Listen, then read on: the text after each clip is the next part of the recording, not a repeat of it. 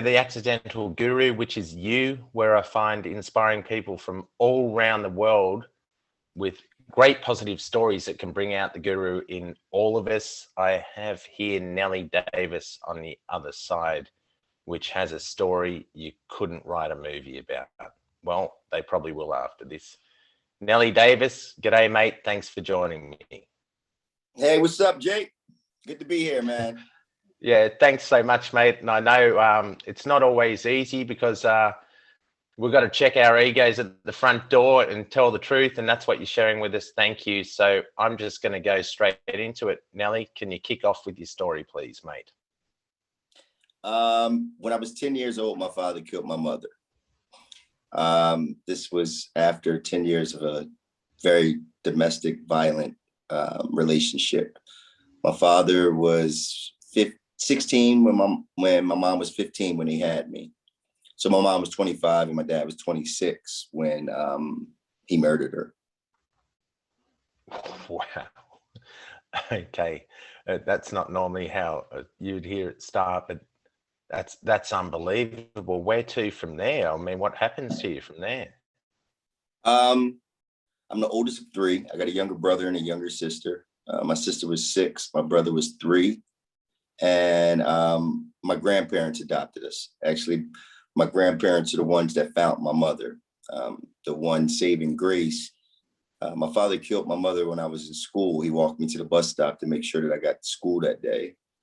And when I got home, I couldn't get in the house because the key inside was, if there's a key inside the lock, the key outside the lock doesn't work. Right. So my mother, her key was still in the door. She wasn't supposed to be home, but her key was still in the door. So I couldn't open the door and nobody could figure out why. And then I went to my grandparents' house and with my little sister. And the next day, my grandparents broke in their house and they found my mother, their firstborn child. Man, that's tough. I know you were close to your mother back then. So what happened then? Did you? Yeah, my mom was my best friend. My dad was always in and out of trouble, in and out of jail. A couple months here, a couple months there. So my mom always told me, when he's not around, you're the man of the house. And she counted on me just like a man. I was babysitting and watching my brother and sister at 7. And, she counted on me. We talked about everything. But yeah, after she passed away, my grandparents protected us by adopting us. That way we didn't have to, be with my father because he still wasn't arrested for the murder. There were no eyewitnesses. There was, no evidence that could lead to a prosecution or an arrest, even for that matter. So question, if your father wasn't arrested, when did you start living with your grandparents? What immediately. age? Immediately. How did your father feel about that? Well, I don't think it was no mystery to anybody how my mother was murdered, who murdered my mother. Oh, so everyone knew he was not arrested, but everyone kind of knew that he did it? Absolutely. Oh, wow. Did you at that age were you walking around thinking that it was my father who murdered my mother? Were you thinking that yourself? Not immediately. I was definitely in denial immediately. I wanted to believe that some of the thoughts that ran across my mind was there's somebody in the neighborhood, like a serial killer. Somebody, tried to rape my mother and they killed her. Like I wanted to believe that somebody else could be responsible for this. But not only was my mother extremely popular, people loved my mother. I never forget the funeral was blocks long. And then, like I said, this is in the 80s. This is a Black woman. So most of those cars had 3-4 people in them. They were carpooling. But it was at least 150, 200 cars. It looked like a politician or a police officer. So it just was, nobody hated my mother. Nobody disliked my mother. So the only person that could possibly be. Actually, when my grandfather saw my mother's feet hanging from the bathtub as he walked up the steps, he punched the wall and screamed out, "That MFer." Right. So your grandfather knew. So at what age did you said your father murdered your mother? When did he go to jail? How did that happen? So what I didn't know was I was holding some key evidence. And a lot of things that my father said and his actions the day of the murder. I couldn't remember these things during police interviews or anything, but my grandparents, God bless their soul, they put me, my younger brother and sister in therapy immediately. But it would still take 3 years of post-traumatic stress and therapy before I was able to recall certain things. And when that did happen, when I was 13 years old, they reopened the case. And then I had the responsibility of testifying against him in court. Wow. So essentially at 13, you were pretty much the one that, I guess, got your father convicted for your father's murder. That must have been. Yeah, the judge actually accredited to me. He said that my testimony was the key testimony. I know that's amazing. He's still your dad though, right? So it must have been bloody hard on you at the time. Your mum's dead and now you're testifying against your father, which you probably love or don't love at the time, but it's still tough on a young guy who's only 13 years of age. Yeah, it was up until that point, it was the scariest moment of my life. Because I knew what I was going to say was going to lead to his conviction. So to be sitting in a chair, maybe 7-8 feet away from my father, a guy that I'm extremely afraid of, to give this testimony, it was really hard. But I had Sorry, Nelly. That's amazing. Was he looking at you in any certain way when you were doing this, or was there something that stood out? Yeah, well, that's the thing that I was most afraid of. So my grandfather sat in the front row and told me that I can just stare at him, so I don't have to see my father. So my grandfather sat in the front row behind the prosecutor, so I just kept my eyes to the left, even when my father's attorney was to my right, which he was doing this on purpose, so I would have to look at my father. And then when he saw that I was staring at my grandfather the whole time, he told the judge that he believed that my grandfather was giving me cues and telling me what to say. I understand that. So after this, your father gets how long in jail? Life, natural life. So he's still in now. He will die in prison. He will die in prison. Wow. Okay. And he was 26 when he went in there. No matter how old he is, when he dies, it will be inside a prison. Wow, that's amazing. So your grandparents. Just to touch on one more thing that you said, but you said, it must have been really hard, because I'll never forget, after the conviction, everybody went to my grandparents' house to celebrate. So everybody's drinking champagne and toasting and the whole 9 yards. And I just couldn't see one reason to celebrate. Like, I just put my father in prison for the rest of his life and my mother's gone. Like, they were celebrating justice. But you know what's amazing, Nelly, that you say that about celebrating justice. And it's just, I'm going off track here. I was looking up a statistic. It was actually just a couple of days ago about innocent people that had gone to prison who had since been released through DNA testing. Now, this is what we say about the mind and justice, the mind being a bit crazy, wanting to be right so much. Do you know that 70% of the people released, of wrong conviction, it was misidentification by either the victim or bystanders. So that essentially means, where we call it justice, that nearly 70%, 69% to be truthful, that 69% of what we think we see, what we think we hear, and what we think we know is bullshit. It's not always accurate, yeah. When the mind wants to be right, it'll choose anything. But so what I'm saying is I can understand how you can think we got justice, but it still doesn't make any of it right, right? It doesn't No, help. no, We like to nor does think. it, nor does it for that man that sat in prison all those years, for a crime he didn't commit. It's like they celebrate when he gets out, but it's like, what do we do with those 17, 18, 20 years that he lost? Yeah, it's really terrible. But okay, back to you, because it's your story that is inspiring. I've heard it before. I love it, and I can hear it again. So from the age of 13, then where do you go from there? You're probably holding all this up. I know you had very loving grandparents. You've told me that, but where does your life go from here? Well, my mother came to me in a dream the day after she died.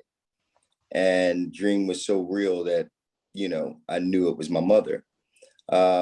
She gave me, directions for my brother and sister, told me to, make sure I always protect them and look out for them and help my grandparents with them. And the last thing, because I just didn't want to live without her. And I told her that, and she told me she needed me. And she told me that she's here for me anytime that I need her. Just think about it before I go to sleep, and then she'll appear in my dreams. And when I get really good at this, I can do it in real life. So life for me, throughout my teenage years, was just constant communication with my mom through my dreams. But it was a conflict because I was raised as Jehovah's Witnesses. Jehovah's Witnesses believe that the dead are conscious of nothing. So I kind of grew up like, privileged of having a guardian angel, but at the same time confused if I can believe this or not, because this religion, the religion was, it was my saving grace, because it said that if I lived a Christ-like life, then I could see my mother again in the resurrection.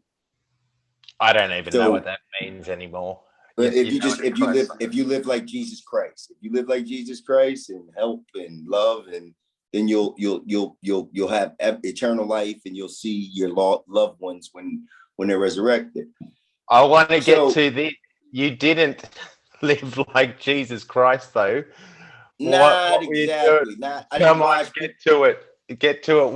I didn't wash people's feet and stuff like that.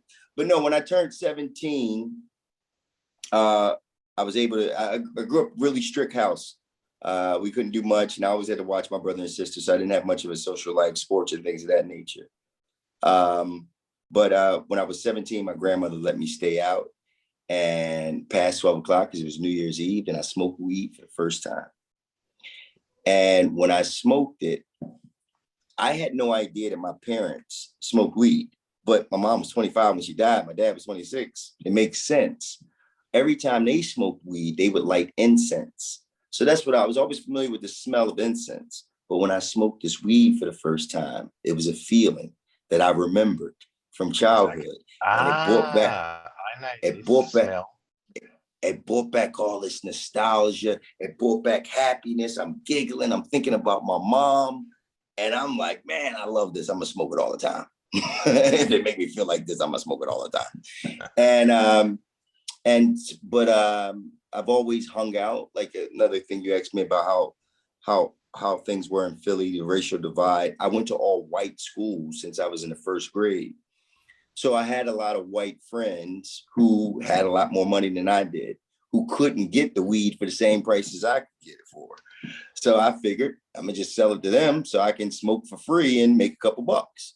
But I have an entrepreneurial spirit that kicked in, and a little over a year, I was making $40,000 a week selling weed to my friend. $40,000 a week. How old were you? That started when I started when I was like 17, but when I'm making about 40,000, I'm like 18. Okay, well, respect for the entrepreneurial spirit. So I'm guessing It was really hard to feel like I was doing something wrong when I was doing it so good. It's like I found myself. Don't be sorry. It's part of life, and that's why you're here, because you tell the truth. Okay. So how did that go from there? Because I know something else happened that it was quite different. Yeah. Well, I mean, that type of lifestyle only has two endings, and that's jail or death. When you're getting that big, when you're making that kind of money. So sure enough, when I was 22 years old, a kid gets caught with a little bit. I never met this kid before, but he tells on the guy that he got it from, and domino effect kicks in, and 14 people later, they kick my door in. Now it's 14 people all saying my name, but I only know 3 of them. And so they arrest me, which later turns into an indictment because they didn't have enough evidence for the actual case. They just heard a bunch of people say my name and kick my door in. You have to like surveillance and things of that nature. So it turns into an indictment, which makes it a little bit easier for them. And I figured I'd never been arrested before. I'd never been in trouble with the law before. Clean record, kids selling marijuana, nonviolent crime. I figured I wouldn't get much time for it, but they gave me the maximum of the sentencing guidelines. They gave me 4 years to 8 years, 4 years minimum, 8 years maximum, and maximum state penitentiary for my crime. Wow, that must have been a little bit scary. Yeah, I mean, like, you never been, arrested for anything before, and then you're gonna spend 4 years in prison. It took maximum 2. security. Maximum security. I'm living with killers. I'm living with rapists. I'm living with pedophiles. I'm living with thieves. I'm living with the worst of the worst. And like I said, first offense. And out of the first 6 months, what made it even more hard was that because I have 14 informants, whatever prison that they put me in, one of these informants would be in this prison. So now they have to protect the informant so I don't attack that person by putting me in solitary confinement. And they do this repeatedly because after I go to solitary confinement, I got to go to another prison, another guy's there. They got to put me in a hole again. This last prison that I was in a hole after the guards beat me up when I went in because the last time they said that I threatened the guard because he was being so mean to me. And I said, what goes around comes back around again. Well, I meant karma, but that's a threat. And so they beat me up. Just for people at home that don't know you, I have known you for 10 to 15 years, and you're the least violent man I've ever met, ever. Not because I can't fight. No, I can't fight. You choose, but you choose not to. I know that you choose love over violence any day of the week. All right, sorry, keep going. So yeah, when I finally get out of solitary confinement, that time I was really sick. I'd been beaten. So they sent me to the infirmary, and the infirmary is like the hospital of the jail. And when I walk into the infirmary, there's clearance everywhere. So before you go in, there's a gate, and as you're exiting, there's another gate. So there's a guy exiting as I'm entering, and I recognize him immediately. And he has no idea who I am. Huh? Sorry, I was just slowing down. We were cutting out there for a minute, Nelly. He has no idea. This guy has no idea who you are. Yeah, he has no idea who I am. And so when we come face to face, he's looking at me. He's got that look on his face like, what are you looking at? He doesn't say it, but he's looking like this. And I said, it's me, your son. And then he dropped to his knees. He starts crying. And I'm frozen at this point because I told everybody and anybody that if I ever saw my father again, I'd kill him. He killed my mother. Like you said, I don't have a violent bone in my body, but that was a promise that I made. If I see this man, I'm gonna kill him. That's crazy. I've got to ask this question. So you come face to face with your dad. I mean, how do they even put father and son in the same jail together? That's strange. Surely they would have knew that. Yeah. It was a setup. No, what happened? No, actually, it's illegal to put father and son in the same jail. It's illegal to put anybody affiliated with anybody's crime in the same jail. But like I told you earlier, when my grandparents took us in, they adopted us and they Yes. changed our last names to my mother's maiden name. So with Ah, so your so with that, father's name was who? his Last name? name is William. His name is Williams. Oh, and you took on the name Davis from your mother. So they didn't gel two and two together that you were even related. My birth Shit. certificate, once I'm adopted, the birth certificate changed. I got new parents on my birth certificate, everything. So Wow. I'm sitting there dealing with every emotion that a human being can possibly feel at one time. I felt all the hate that I felt for this man, the anger, the betrayal, the abandonment. But at the same time, I felt love. I missed him. This is my dad. I just got beat up by the guards. I'm in prison. This is my dad. So he's crying at my feet and I'm just frozen, going from happiness to sadness to back. And the guards, when they see this guy crying at another guy's feet, what's going on here? And they break it up. They send me on my way. They send him on his way. For the next couple of weeks, he was sending messages through everybody. He had been in prison at 10 years at this time. So he had a lot of influence with the administration, with the inmates, everybody. Now, once they found out that I was his son and he killed my mother, but even the administration looked at this and knew my father, wasn't the same man that he was when he killed my mother. They started to try to help him to see me. And so he's sending messages through people, and I refused everything, but he got me a pass to go to the gym. When you say, And excuse me, Nelly, when you say you refused everything because what, you were pissed off? You didn't want to see him? I mean, what do you mean? so many different things. One of the most nagging feelings I had was disloyalty. Disloyalty to my family who raised me. My grandparents gave me so much love, and now I'm about to talk to the man that murdered their daughter, and my mother, for that matter. Did you still I have just a bit of anger with him? not at all, not at all, not one ounce of anger. It was like I was looking at a different man. He was, Because you were. yeah. He was a bull. He was a Jake. Did I lose you? Yeah, you did for a second, but we're okay. He was a boy when he killed my mom, and he basically grew up in prison. Tell me about that first time you met in the what do you call it? The exercise yard. My father. So basically, for the next 2 months, no. I went to the gym. I went to go see him in the gym, and because nobody saw him kill my mother, I didn't know how exactly it all went down. I used this as an opportunity to find out.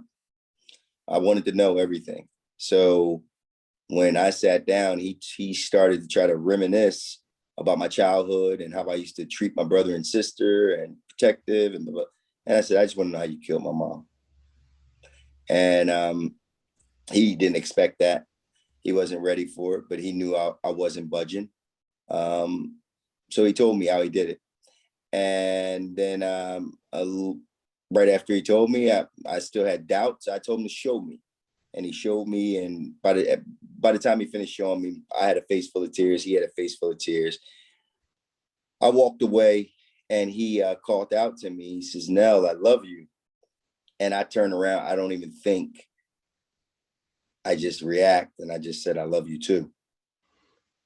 Nelly, did that help? Was that a relief? Was that something off your shoulders?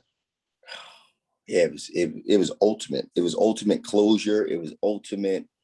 A lot of questions. When something like that happens at a young age, got so many questions, but nobody really wants to talk about this stuff. I understand that. So essentially, when we look at why things happen in life, really it was a gift you getting sent to prison because you met your father, you got closure, you got to forgive him. So in actual fact, those years in prison, meeting your father could have saved your life or made you the man that you are today. So would you say it It's was funny. I just said this to somebody the other day because I felt like being sent to prison for 4 years for selling marijuana. Why has God forsaken me? I just couldn't understand it. I couldn't understand it. And it was only after I saw my father. And that part of the book is called Divine Intervention, because I know that was my mother. I know that was God that put me in that situation, because how else would I ever connect it with this guy? I would have went my life hating him. I would have went my life carrying this pain. I find it not difficult to understand. I can, because people want to shrug it off. I'm a firm believer that everything happens for a reason. Otherwise, how would you know? You wouldn't know anything else, would you? You don't know what hot is if you don't know what cold is. So how would you know? So, mate, where to from there? So yeah, I spent 2 months with him in that prison, and we spent every day together. And he gave me a lot of closure. He told me a lot of things about my past. It gave me the identity that I didn't have before.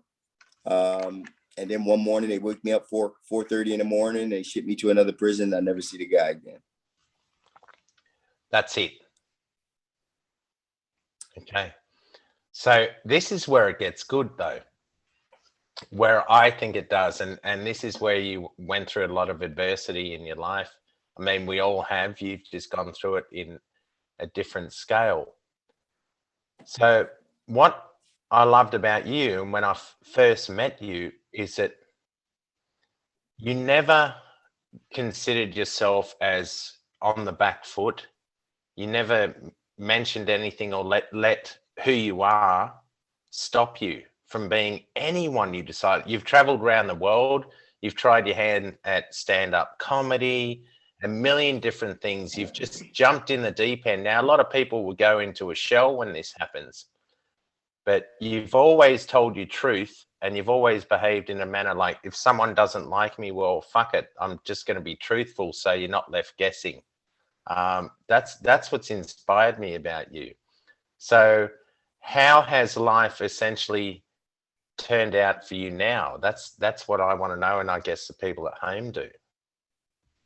Well, I got good at what my mom told me in that dream. When you want something, you visualize it and it appears. I learned how to manifest, basically. Like you said, I tried my hand at so many different things. I get out of prison. I excel in corporate America, but because before I went away, I used to do concerts with some popular hip hop artists. But I did the concerts in nightclubs, and I broadcast these concerts live on the radio station. So when I got out, all these radio executives knew me to be a good kid. Nobody knew I was selling marijuana. That's another thing. I used to lie and tell people that my mom left me a bunch of life insurance money. That's why I'm driving these BMWs and stuff. So not. But, do you know? I remember Kevin Hart was married into your family at one stage, and you said he used to get upset because he knew you were funnier than him. Oh, he knew it. He knew it. Listen, because Kev might see this, I'm going to say it's the truth. So, corporate America, where to from there? How old are we at this stage? 25 years old when I get out.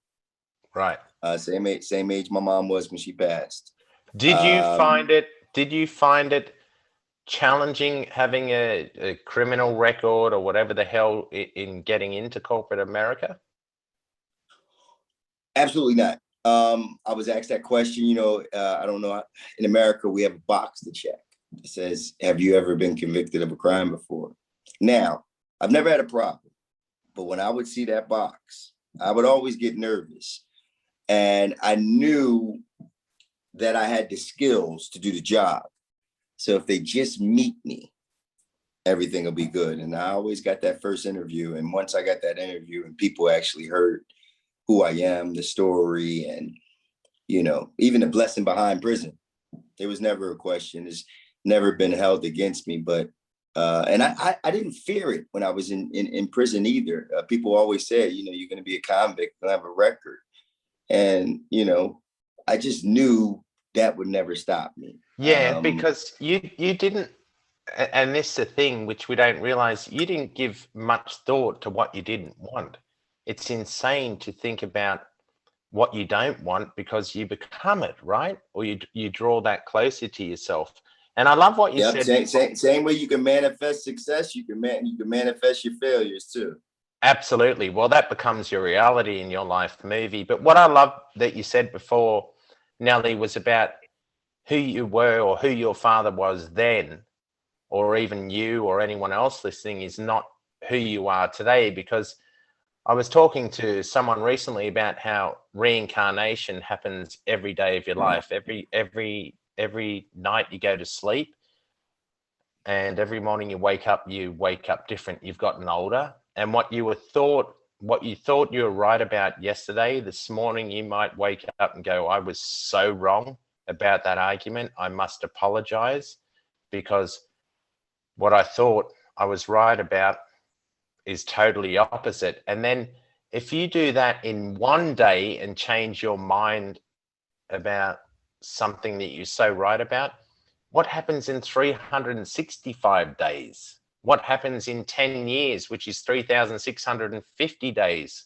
If you can think, well, you're really good at math. Yeah, if you can think opposite in one day, what happens in 10 years? You are not the same person. And if you believe you are, that's the crazy side of things. We all change, right?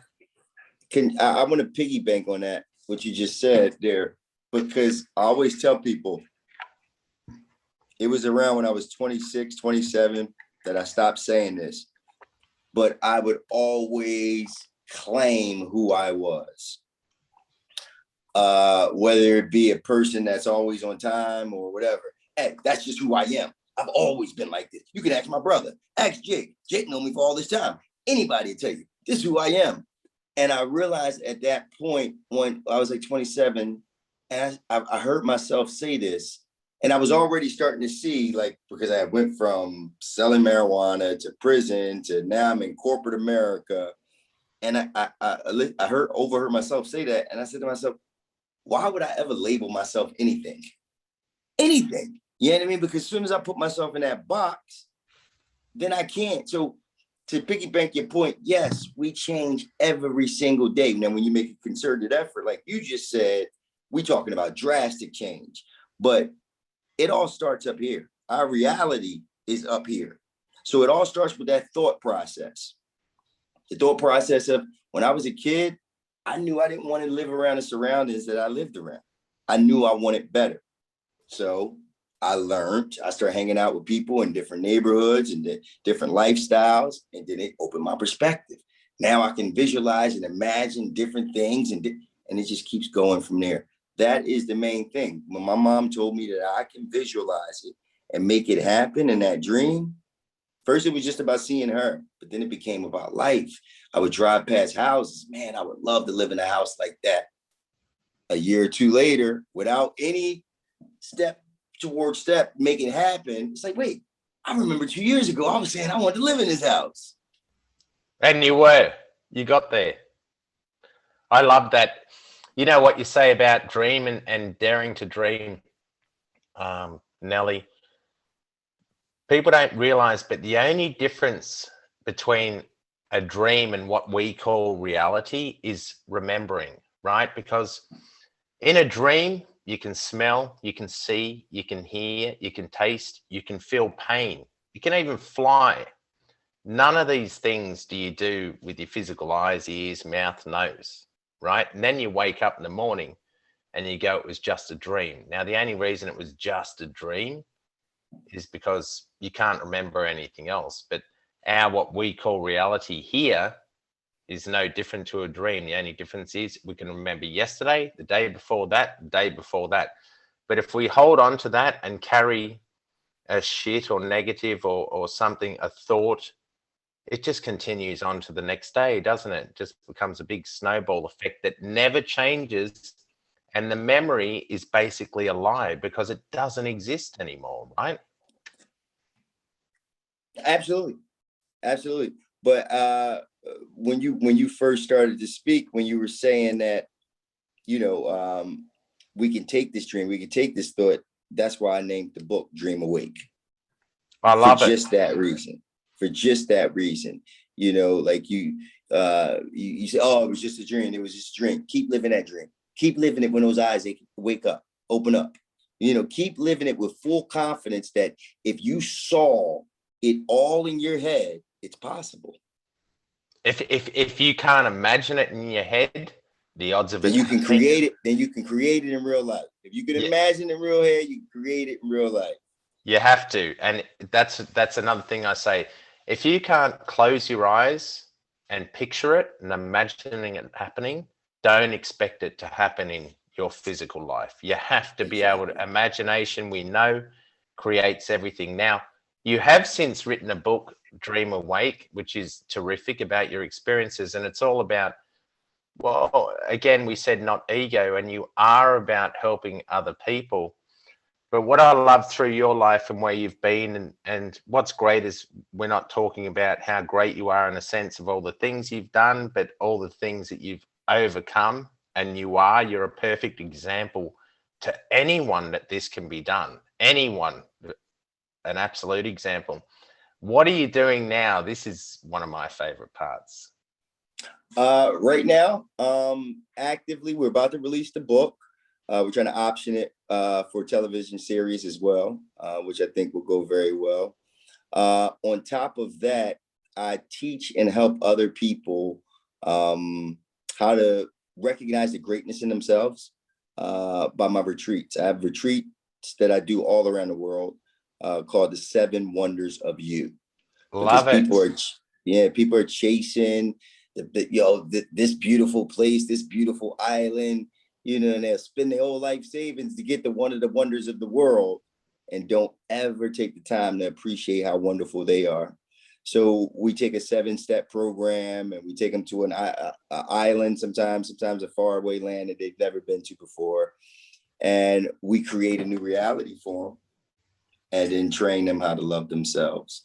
So many people are quick to say that they love themselves, but neglect, abuse, talk down to themselves every single day.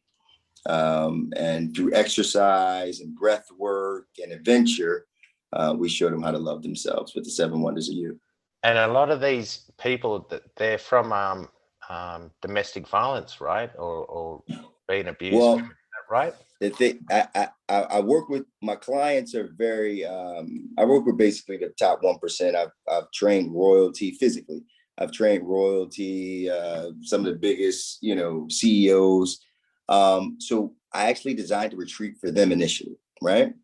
And when it was going so good and I saw their lives changing, then we opened it up for women survivors of domestic violence.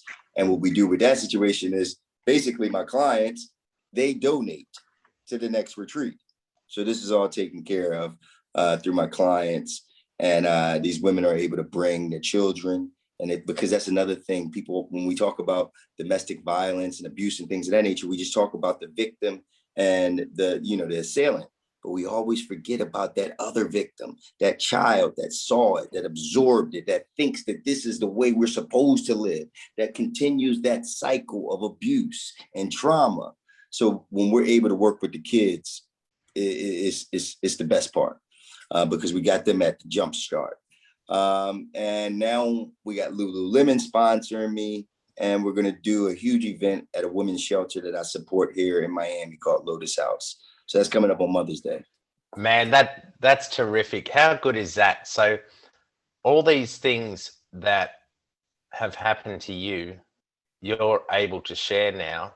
So essentially, as shitty as it may seem, it's turned out such a fantastic thing because you'll be able to help all these other people through what you actually know. And if you didn't know it, how could you help them? Honestly, you'd be guessing the whole time. So it's so beautiful that you're that passionate about it that you've gone, hold on, I'm going to give it back. I'm going to do what I love and help other people out. And that's what life's all about in the end, right?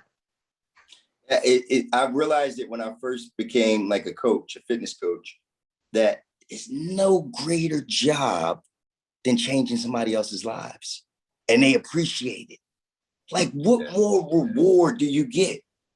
Like, I don't care. You could pay me 10 times as much more money to do something else, and I would never do it, because not only am I financially, secure because of what I do, and I'm so passionate about it, but when I see the lives that I change every day, and like I said, at that point, it was just financial. But then I said to myself, I can actually help kids that were like me. I can help women that were like my mother. And it's just, like I said, it's the ultimate reward. It's payment on top of payment on top of payment on top of payment when you change somebody's life. I get it. It's like, what would I want? And if you picture yourself, I had some things happen to me as a kid, which I'm not going to bang on about. But what that taught me was, this is how I'm not going to ever treat my children like this, because I know what it feels like. So how am I going to treat them to give them more love, to never have to experience what I did? So it can become a good thing, or you can become someone who just lives in the past and go, fuck it, this is how I treat people, and create the same process over and over and over again. So it takes a man of faith, definitely, and a lot of, passion and faith in themselves to come out the other end, and you're that man. So bless you, Nelly. And I know you're. I just want to say one more thing, Jake, that came into my mind. I love to check the ego at the door. I just want to add on top of that because that word ego is, sometimes like people put it in places where it doesn't belong. And for so long, because it took me just up until 2 years ago when I started the self-love retreats, where I started to acknowledge the gifts that God had given me that made me different than some people. Now, as I acknowledge these gifts, you can't ever say it out loud, because somebody's going to say, oh, you're being arrogant. Oh, you're being egotistical. Oh, you're being this, that, and the other and everything. And I just want to tell people that it's a little more important to be aware of who you are than to own the humility of it. Not telling anybody go out bragging this, that, and the other, but because we're taught to be humble, we sometimes don't believe how magical we are. Mate, you couldn't have said that better, because it's so true. You hear a lot of these ancient saints and gurus saying you must let go of the ego, no ego. You need a little bit of ego, because if you didn't have any ego, you would have no desire to do anything. So obviously, I call it awareness. I said, that's why I say, it's cool to be humble, but to be aware is better. It's cool to be humble, but to be aware is better. And that awareness is, how awesome are you? How wonderful are you? Coming back to the 7 wonders of you. I know, and I know you say that in the mirror to yourself a lot, and respect, Nelly. Jake, I'm gonna finish. You say that. I would never say this in the mirror. I have a recording that I recorded myself saying it, and it plays throughout my house all throughout the day. You know what? I believe that, and this is why I've got to bring this up. Don't believe it. I got to bring this up. I remember when I was living in Venice Beach, and we were hanging out a lot, and you were in your jeans and a collared shirt, and I was a member of Gold's Gym, which people don't realize is a couple of blocks back from the beach. It's not Muscle Beach, it's a couple of blocks back from Venice Beach.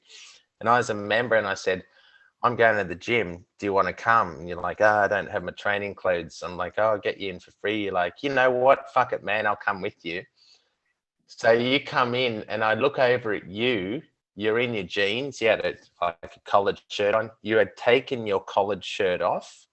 And I remember this. You're working out in the mirror with no shirt on. I mean, Mr. Universes and everything are there, and you're the only dude working out with your shirt off, sweating all over the floor. That is Did not know that that type of activity was frowned upon. That's the first time in my life I was like, nah, I stayed away from you like the plague. I was like, I'm going to be 30 foot away from wherever he is. And do you remember the manager ends up walking up to you and go, excuse me, sir, you need to have a shirt on in this gym. I was like, oh. That's another thing we got to tell these people. Haters going to hate. Haters going to hate. But respect, because Respect. you did whatever the hell you wanted. It's like, oh, okay, I can't do this without a shirt on. I'll put one on.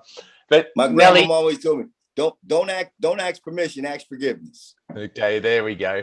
Where can people find you, mate? On IG, it's the Nell Man, _Nell, Nell _man. I've also got Infit Life, NFITLIFE.